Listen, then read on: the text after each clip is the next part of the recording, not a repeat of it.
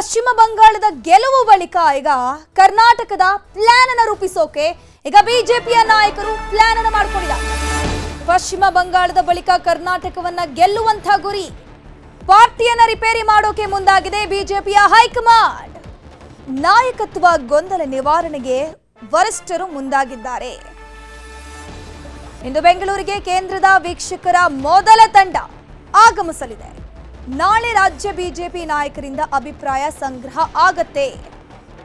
ಮೇ 25ನೇ ತಾರೀಕು ಎರಡನೇ ವೀಕ್ಷಕರ ತಂಡವೂ ಕೂಡ ಆಗಮಿಸುವಂತಹ ಸಾಧ್ಯತೆ ಇದೆ. ಮೇ 25ಕ್ಕೆ ಬಿಜೆಪಿಯ ರಾಜ್ಯಾಧ್ಯಕ್ಷರ ಆಯ್ಕೆಯ ಸಂಬಂಧ ಸಭೆಯಾಗತ್ತೆ. ಬಿಜೆಪಿ ರಾಜ್ಯಾಧ್ಯಕ್ಷರ ಬದಲಾವಣೆ ಬೇಕೇ ಬೇಕು ಅಂತ ಬಿಜೆಪಿಯ ಒಂದು ಬಣ ಆಗ್ರಹ ಮಾಡ್ತಾ ಇದ್ರೆ, ಇನ್ನೊಂದು ಬಣ ವಿಜಯೇಂದ್ರ ಇದ್ರೆ ಸಾಕು ಅಂತ ಹೇಳ್ತಿದ್ದಾರೆ. ವಿಜಯೇಂದ್ರಗೆ ವಿ ಸೋಮಣ್ಣ ಪೈಪೋಟಿ ಕೊಡುವಂತಹ ಎಲ್ಲ ಲಕ್ಷಣಗಳು ಕಾಣಿಸ್ತಾ ಇದೆ. ತಾವೇ ಮುಂದುವರಿಸೋಕೆ ವಿಜಯೇಂದ್ರ ಸರ್ಕಸ್ ಮಾಡ್ತಿದ್ದಾರೆ.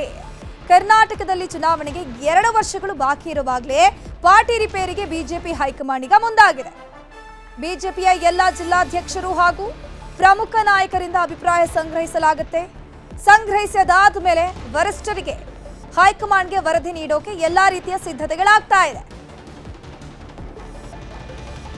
ಇದ್ರ ಬಗ್ಗೆ ಹೆಚ್ಚಿನ ಮಾಹಿತಿ ನೀಡ್ತಾ ಹೋಗ್ತಾರೆ ನಮ್ಮ ಪ್ರತಿನಿಧಿ ಕಾರ್ತಿಕ್. ನೇರ ಸಂಪರ್ಕದಲ್ಲಿ ಜಾಯಿನ್ ಆಗಿದ್ರೆ ಕಾರ್ತಿಕ್, ಈಗ ಪಶ್ಚಿಮ ಬಂಗಾಳ ಗೆದ್ದಾಯಿತು ಬಿಜೆಪಿ, ಇನ್ನು ಕರ್ನಾಟಕದಲ್ಲಿ ಚುನಾವಣೆ ಆಗಬೇಕು ಅಂತಂದ್ರೆ 2 ವರ್ಷ ಬಾಕಿ ಇದೆ. ಯಾವ ರೀತಿ ರಣತಂತ್ರವನ್ನು ರೂಪಿಸ್ತಾ ಇದ್ದಾರೆ? ಇನ್ನೊಂದು ಕಡೆ ಈಗ ರಾಜ್ಯಾಧ್ಯಕ್ಷರ ಬದಲಾವಣೆಯ ಸುದ್ದಿ ಕೇಳಿ ಬರ್ತಾ ಇದೆ.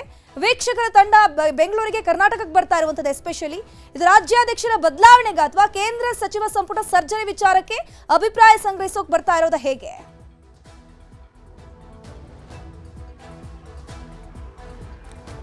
ಧನುಶ್ರೀ ಪೂಜಾರಿ, ಬಹಳ ಪ್ರಮುಖವಾಗಿ ವೆಸ್ಟ್ ಬೆಂಗಾಲನ್ನು ಬಿಜೆಪಿ ವಶಪಡಿಸಿಕೊಂಡ ನಂತರದಲ್ಲಿ ಕರ್ನಾಟಕವನ್ನು ಅವರು ಟಾರ್ಗೆಟ್ ಮಾಡಿದಂತೆ ಕಾಣಿಸ್ತದೆ. ಪ್ರಮುಖವಾಗಿ ಕರ್ನಾಟಕದಲ್ಲಿ ಬಿಜೆಪಿಯನ್ನು ಬಲಪಡಿಸೋದಕ್ಕೆ ಸಾಕಷ್ಟು ಚಿಂತೆಯನ್ನು ಮಾಡಿಕೊಂಡಿದ್ದಾರೆ. ಜೊತೆಗೆ ವೆಸ್ಟ್ ಬೆಂಗಾಲ್ ಮಾದರಿಯಲ್ಲಿ ಕರ್ನಾಟಕದಲ್ಲಿ ಬಿಜೆಪಿಯನ್ನು ಬಲಿಷ್ಠಪಡಿಸಬೇಕು ಅನ್ನುವಂಥ ನಿಟ್ಟಿನಲ್ಲಿ ಬಿಜೆಪಿ ಹೈಕಮಾಂಡ್ ನಿರ್ಧಾರವನ್ನು ತೆಗೆದುಕೊಂಡಿದೆ. ಅದೇ ಒಂದು ಕಾರಣಕ್ಕಾಗಿ ಟಾರ್ಗೆಟ್ ಕರ್ನಾಟಕ ಅನ್ನುವಂಥ ರೀತಿಯಲ್ಲಿ ಬಿಜೆಪಿ ಇಲ್ಲಿ ಸಂಘಟನಾತ್ಮಕವಾಗಿ ಬಲಿಷ್ಠವಾಗಿ ಪಕ್ಷವನ್ನು ಸಂಘಟಿಸೋದಕ್ಕೆ ಒಂದಿಷ್ಟು ಬದಲಾವಣೆಯನ್ನು ಮಾಡೋದಕ್ಕೂ ಕೂಡ ಈಗಾಗಲೇ ಅವರು ಚಿಂತನೆಯನ್ನು ಮಾಡ್ಕೊಂಡಿದ್ದಾರೆ. ಜೊತೆಗೆ ಈಗಿಂದಲೇ ಅವರು ಅದನ್ನು ಆರಂಭವನ್ನು ಕೂಡ ಮಾಡಿರ್ತಕ್ಕಂಥದ್ದು. ಪ್ರಮುಖವಾಗಿ ಜಿಲ್ಲಾ ಸಂಘಟನಾ ಕಾರ್ಯದರ್ಶಿಯ ಹುದ್ದೆಯನ್ನು ನೇಮಕ ಮಾಡುವಂಥ ನಿಟ್ಟಿನಲ್ಲಿ ಉತ್ಸಾಹವನ್ನು ಕೂಡ ಬಿಜೆಪಿ ನಾಯಕರು ಈಗ ಇರ್ತಕ್ಕಂಥದ್ದು.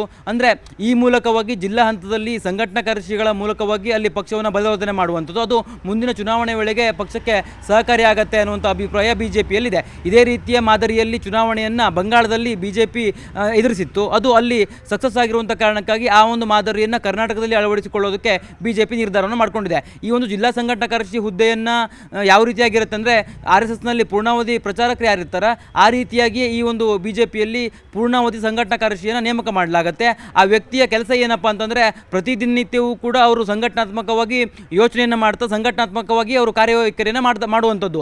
ಅದು ವಿಧಾನಸಭಾ ಕ್ಷೇತ್ರದ ವ್ಯಾಪ್ತಿ ಇರ್ಬೋದು, ಹಾಗೆ ಬೂತ್ ಮಟ್ಟದಲ್ಲಿ ಕಾರ್ಯಕರ್ತರನ್ನು ಹುರಿದುಂಬಿಸುವಂಥ ಕೆಲಸವನ್ನು ಈ ಒಂದು ಸಂಘಟನಾ ಕಾರ್ಯದರ್ಶಿಗಳು ಮಾಡ್ತಾರೆ. 2023ರ ಚುನಾವಣೆ ವೇಳೆಯೂ ಕೂಡ ಕರ್ನಾಟಕದಲ್ಲಿ ಈ ಒಂದು ಸಂಘಟನಾ ಕಾರ್ಯದರ್ಶಿಗಳ ಹುದ್ದೆ ಇತ್ತು, ಆದರೆ ಎಲ್ಲ ಭಾಗದಲ್ಲೂ ಕೂಡ ಇರಲಿಲ್ಲ. ಜೊತೆಗೆ ಈ ಒಂದು ಹುದ್ದೆಯನ್ನು ಆ ಚುನಾವಣೆಯ ಬಳಿಕ ವಿಸರ್ಜನೆ ಮಾಡಲಾಗಿತ್ತು. ಅದಕ್ಕೆ ಬೇರೆ ಬೇರೆ ರಾಜಕೀಯ ಕಾರಣಗಳು ಕೂಡ ಇತ್ತು, ಆಂತರಿಕ ಕಚ್ಚಾಟಗಳು ಕೂಡ ಅದಕ್ಕೆ ಕಾರಣ ಆಗಿತ್ತು. ಆದರೆ ಈಗ ಬಿಜೆಪಿ ಆ ಒಂದು ಹುದ್ದೆಯನ್ನು ಮತ್ತೆ ಮರುಸೃಷ್ಟಿ ಮಾಡುವ ಮೂಲಕವಾಗಿ ವೆಸ್ಟ್ ಬೆಂಗಾಲ್ನಲ್ಲಿ ಯಾವ ರೀತಿಯಾಗಿ ಚುನಾವಣೆಯನ್ನು ಎದುರಿಸಿದ್ರು ಅದೇ ರೀತಿಯಾಗಿ ಕರ್ನಾಟಕದಲ್ಲೂ ಕೂಡ ಚುನಾವಣೆ ಎದುರಿಸೋದಕ್ಕೆ ಸಿದ್ಧತೆಯನ್ನು ಕೂಡ ಮಾಡಿಕೊಂಡಿದೆ. ಜೊತೆಗೆ ಇನ್ನೊಂದು ಪ್ರಶ್ನೆಯನ್ನು ತಾವು ಕೇಳಿದ್ರಿ, ಅಂದರೆ ರಾಜ್ಯಾಧ್ಯಕ್ಷರ ಆಯ್ಕೆ ವಿಚಾರ ಹಾಗೆ ಕೇಂದ್ರ ಸಚಿವ ಸಂಪುಟ ಪುನರಚನೆ ವಿಚಾರಕ್ಕೆ ಸಂಬಂಧಪಟ್ಟಂತೆ ಏನು ವೀಕ್ಷಕರು ಕರ್ನಾಟಕಕ್ಕೆ ಆಗಮಿಸ್ತಾ ಇದ್ದಾರಲ್ಲ, ಅಲ್ಲಿ ಪ್ರಮುಖವಾಗಿ ಗಮನಿಸಬೇಕು. ಇವತ್ತು ಸಂಜೆಯ ವೇಳೆಗೆ ಕರ್ನಾಟಕ ಬಿಜೆಪಿಯ ಉಸ್ತುವಾರಿಯಾಗಿರುವಂಥ ರಾಧಾ ಮೋಹನ್ ದಾಸ್ ಅಗರ್ವಾಲ್ ಹಾಗೆ ಜಂಟಿ ರಾಷ್ಟ್ರೀಯ ಸಂಘಟಕ ಕಾರ್ಯದರ್ಶಿಯಾಗಿರುವಂಥ ಶಿವಪ್ರಕಾಶ್ ಅವರ ನೇತೃತ್ವದ ಒಂದು ವೀಕ್ಷಕರ ತಂಡ ಬರುತ್ತೆ ಕರ್ನಾಟಕಕ್ಕೆ. ನಾಳೆ ದಿನಪೂರ್ತಿ ಬಿಜೆಪಿ ಕಚೇರಿಯಲ್ಲಿ ಅವರು ಅಭಿಪ್ರಾಯವನ್ನು ಸಂಗ್ರಹಿಸಲಿದ್ದಾರೆ. ಪ್ರಮುಖವಾಗಿ MLAಗಳು ಹಾಗೆ MP ಗಳದ್ದಿರ್ಬೋದು, ಹಾಗೆ ಪಕ್ಷದ ಪದಾಧಿಕಾರಿಗಳ ಬಳಿ ಚರ್ಚೆಯನ್ನು ಮಾಡ್ತಾರೆ.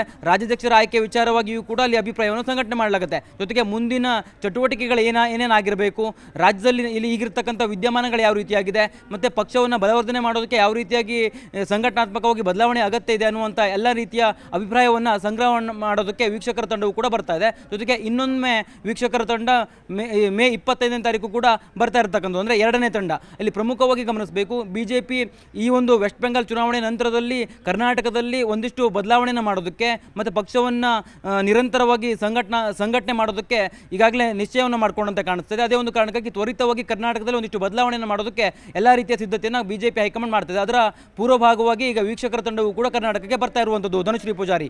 ಕಾರ್ತಿಕ್, ಈಗ ಅಭಿಪ್ರಾಯವನ್ನ ಸಂಗ್ರಹ ಮಾಡುವಂಥದ್ದು ಈಗ ಅಸಮಾಧಾನಿತ ನಾಯಕರು ಕೆಲವರು ಇದಾರಲ್ಲ ಬಿಜೆಪಿಯಲ್ಲಿ, BY ವಿರೋಧಿ ಪಡೆ ಅಂತಾನೆ ಹೇಳ್ಬಹುದು. ಸೊ ಅವರ ಹತ್ರ ಎಸ್ಪೆಷಲಿ ಏನಾದರೂ ಪ್ರತ್ಯೇಕವಾಗಿ ಸಭೆ ಮಾಡುವಂಥ ಲಕ್ಷಣಗಳಿದೆಯಾ? ಯತ್ನಾಳ್ರವ್ರನ್ನ ಭೇಟಿಯಾಗುವಂಥ ಲಕ್ಷಣಗಳಿದೆಯಾ? ಹೇಗೆ? ಇನ್ನೊಂದು ಕಡೆ ಇನ್ ಕೇಸ್ ರಾಜ್ಯಾಧ್ಯಕ್ಷರ ಬದಲಾವಣೆ ಆಗತ್ತೆ ಅಂತಂದಾದ್ರೆ ಪೈಪೋಟಿ ಕೊಡುವಂಥ ವ್ಯಕ್ತಿ ಯಾರು? ವಿ ಸೋಮಣ್ಣನ ಹೇಗೆ?